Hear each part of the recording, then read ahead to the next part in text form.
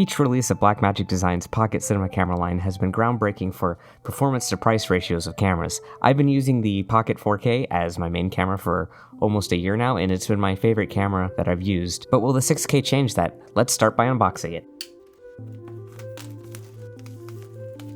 Inside the box comes a welcoming guide, a license key for DaVinci Resolve, a generic LP battery, a wall charger, a strap exclusive to the 6K. The AC adapter has plugs for just about any socket, and of course the camera. Mine for some reason came without the screen filament attached, so I'm gonna have to reattach that for that glorious... It's time to place the battery in the camera and hope it doesn't get stuck.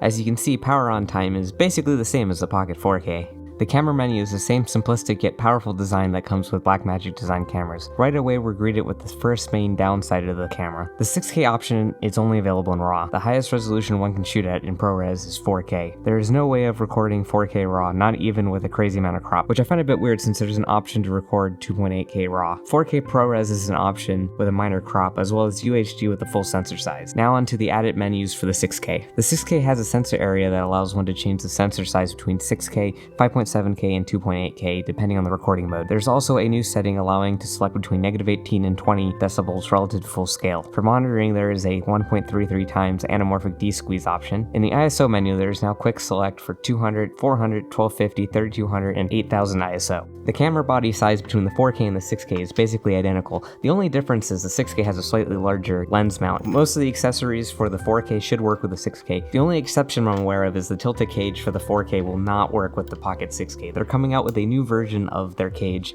which is compatible with both cameras.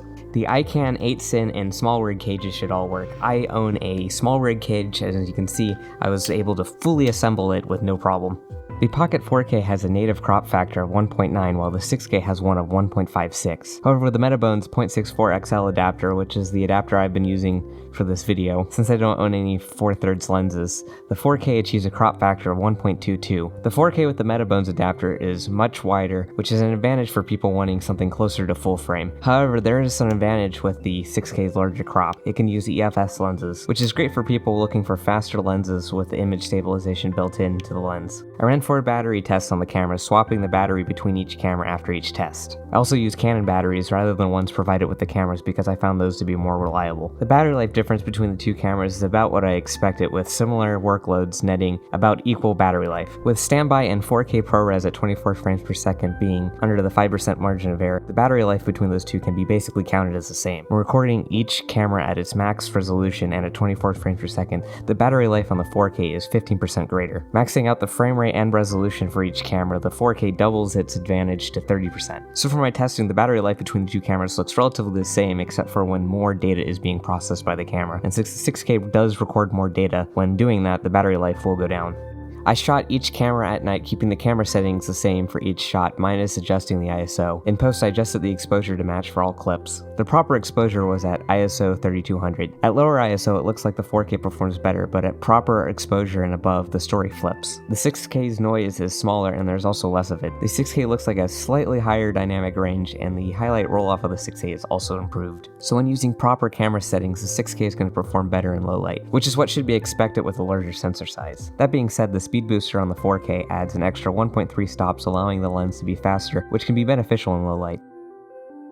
Yes, that is a storage server, and I believe it is a needed accessory for the Pocket 6K. Here are the amount of minutes a 256GB card would be able to store at various different recording settings. At max resolution, the Pocket 6K takes slightly more than twice as much storage as the Pocket 4K. This is something I think is important to consider when deciding which camera to purchase. Do you have the resources required to store the large amount of data the 6K produces, or are you comfortable deleting the source footage when you're done with a project? For me, the larger file sizes are worth it for more flexibility in post. Here are some handheld shots I took on the Pocket 6K with no camera rig. The shots are shaky, but with the increased resolution I can easily crop in and stabilize the footage. It's nice to be able to shoot a shot wide and then fine-tune the framing in post.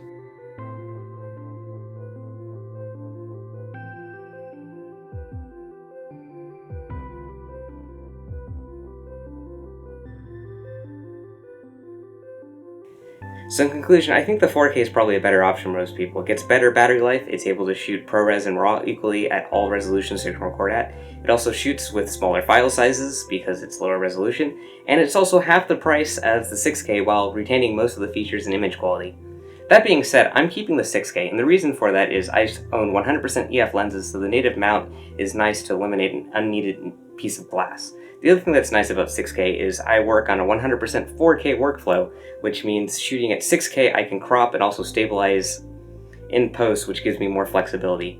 I'm also used to the RAW workflow because everything I use has been in B-RAW for the last year, so there's no added cost of getting used to that. So I'll be keeping the 6K, and the 4K is out of here.